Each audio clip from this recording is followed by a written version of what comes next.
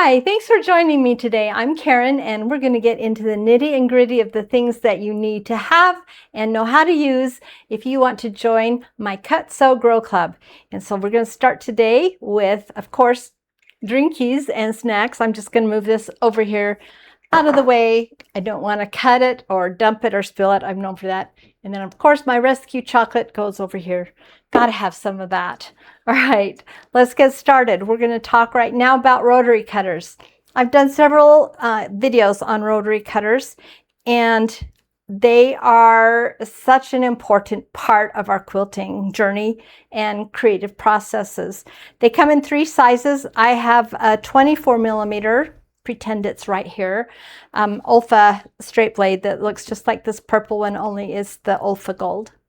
And then I have these other ones that I have purchased over the years, trying to find the ones that I can cut the most comfortably with and actually be accurate with. And there are a lot more options out there than just what I have right here. So we're going to kind of get started. The most commonly used one is the 45 millimeter, which is these 5 right here. And then this is my big, it is the 60 millimeter. This is used for like really long cuts, mostly for things like cutting heavy weight or heavier fabrics like flannel and denim, and getting some really nice cuts with that without pushing too hard. So I think not required, but eventually this is a good add-on to your quilting tools toolbox. So I'm just set that out of the way too. We're going to start right here. When I first started quilting, rotary cutters had not been invented, and I did everything like our grandmothers did with scissors and paper templates. I drew it and everything, and that quilt did not survive. It's long gone. I don't even know where it is. Anyway, then I didn't quilt for many years until I got to an actual quilting store in Southern California and walked in, and the choir, angel choir sang, and I was hooked. So my first rotary cutter that I bought was the Fiskars. Now, Olfa is the original inventor, and they're like pizza cutters, right? That you drop the blade, the cover, and you've got this blade. It's incredibly sharp, and it's just like a pizza cutter. So yay for somebody going, that would be a good idea to use for my fabric when they were at their Italian restaurant. But this Fiskars is my very first rotary cutter. I liked it because it fit comfortably in my hand. I also liked it because just with the push of this top button right here, I could drop the blade down, and with a push of this button, it would become enclosed again, and I would not run the risk of cutting my hand.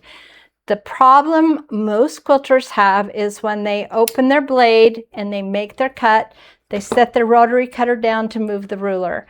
And if you're in my class, I would be walking by and tell you to close your blade, please.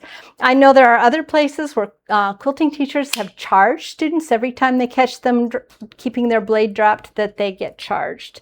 So charge yourself, make a Diet Coke jar or something, chocolate jar with your quarters, so you can keep your treats going.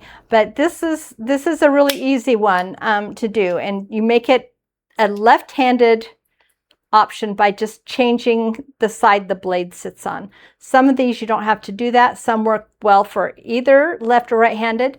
There are some rotary cutters that you have to buy actual a left-handed or a right-handed side. The Martelli comes to mind.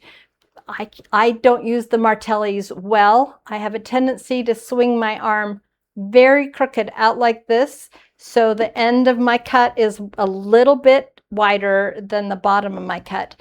And I just couldn't get in the habit of how you hold the Martelli cutters and turn it, because that's what I was having to do, was to turn my rotary cutter.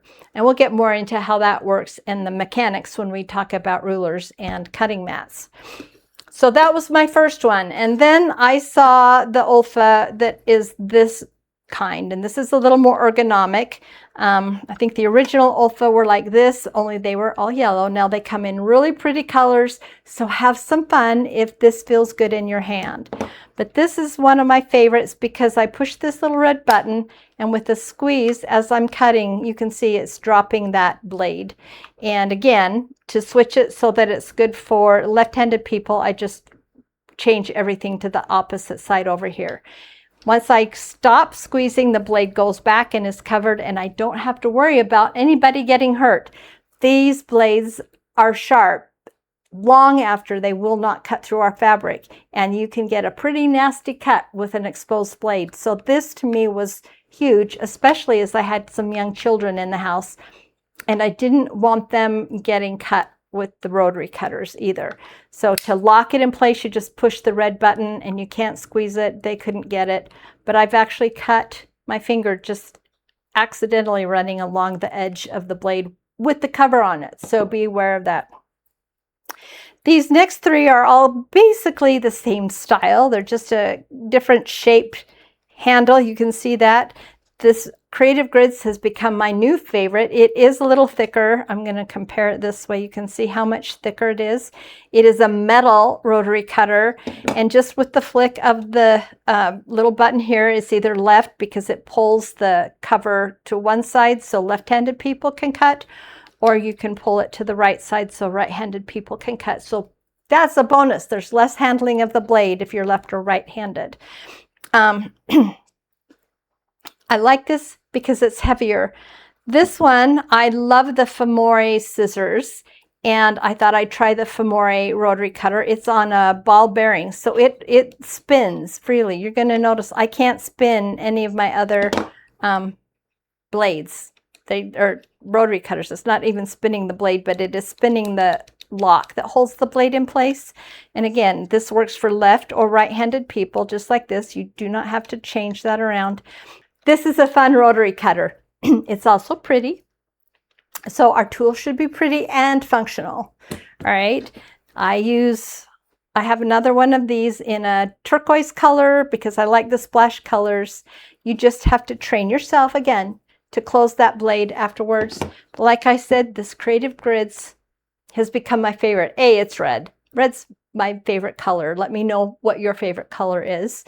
And B, because I had rotator cuff surgery a year and a half ago, and I've just recently recovered from wrist surgery in my right hand, all due to using rotary cutters for many, many years on repeat. This is saving my shoulder and making my cutting a lot easier because I don't have to apply quite so much pressure. So let's look at how you properly use a rotary cutter.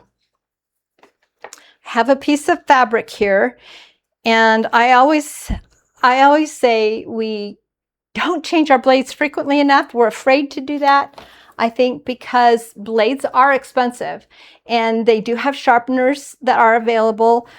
They just don't sharpen well. So I happen to know that this is an older blade. I haven't changed this in the Fiskars for a long time. So when I go to cut,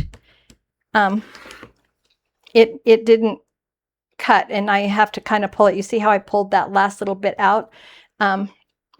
If you do that and you start pulling, you're going to get little pulls in your thread, like snags in the old-fashioned nylons our mothers used to wear. So change your blade frequently, but you put your ruler down, you have a self-cutting mat, and then you want to make sure that you have room to move your arm forward.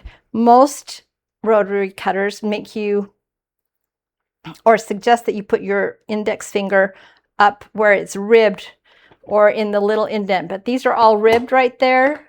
So you have a little spot to rest your finger, and then you just push your blade down and forward at the same time, and it cuts perfectly fine every time, as long as you have a new blade. If you find that you're pushing really hard or that your ruler starts to move, that is also an indication that your blade is getting dull, and guess what? It's time to change your blade. So let's change our blade. When I am changing my blade, I always follow the manufacturer's instructions, and I am super, super careful about how I change my blades. And And they don't all change the same, but they're similar. I keep an old package of blades, and I buy my blades 10 at a time so that I have them always on hand. And when I empty that, it becomes the old package, and I write new on my new package, so I know which set of blades is which.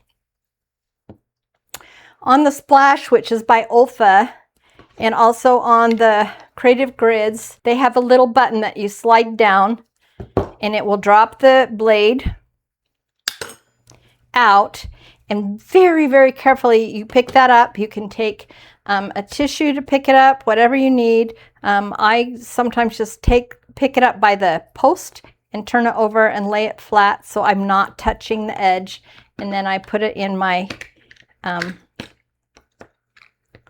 my old package of blades, just like that. And then I'll take a new blade out. Now the blades are oiled. That's to keep them from rusting, and sometimes they stick together. And if you get a blade in and you notice that you're getting extra fuzz when you cut, just a microscopic fuzz, stop and make sure that you only have one blade. But you can see how I slide these, that they're just kind of stuck. They're not super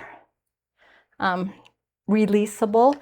If you get an extra oily blade, and sometimes that's happened, just don't wipe the oil off. Get an old scrap of fabric and just sit and cut for a while, because you do need the oil on the blade. You just don't want it to transfer to your beautiful fabrics. So get all that excess oil by cutting a few times, and that will take care of it.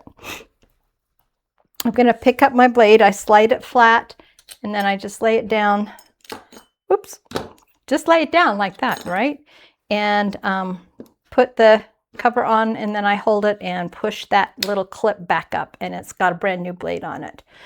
For something like this Olfa cutter, or the Femore, or even the Fiskars, you notice that you have these little screws on the back, and this is where it gets confusing for people, because you have to remember what goes where and how everything works, because there's a few more moving pieces to your rotary cutter assembly. This one is got this extra, you unscrew this washer, and it's got this little, I call it a cowboy hat. It's just another little washer. The reason I call it a cowboy hat is if it's shaped like a cowboy hat, when it goes back onto the rotary cutter, right? So you can see that it looks like a little cowboy hat, and it will fit a specific way to do that. And then once that's like that, it's ready to go. If you turn it upside down, it doesn't work right, and then you'll be frustrated and going, what happened? Why is my rotary cutter not working right? But there are all kinds of little different ways to change your blades depending on the manufacturer. So make sure you read those instructions and keep them handy until you get it figured out what it is that you need. What you need to do. Now see, I didn't even show you all these parts. I was like, I thought there were more parts as this came apart, because I've got the cover, I've got this center post, and I've got a washer here, and they all have to go back together the right way on this. So the cover goes first, then the little washer, and then the center post goes in here. And they usually just go a specific way to drop in.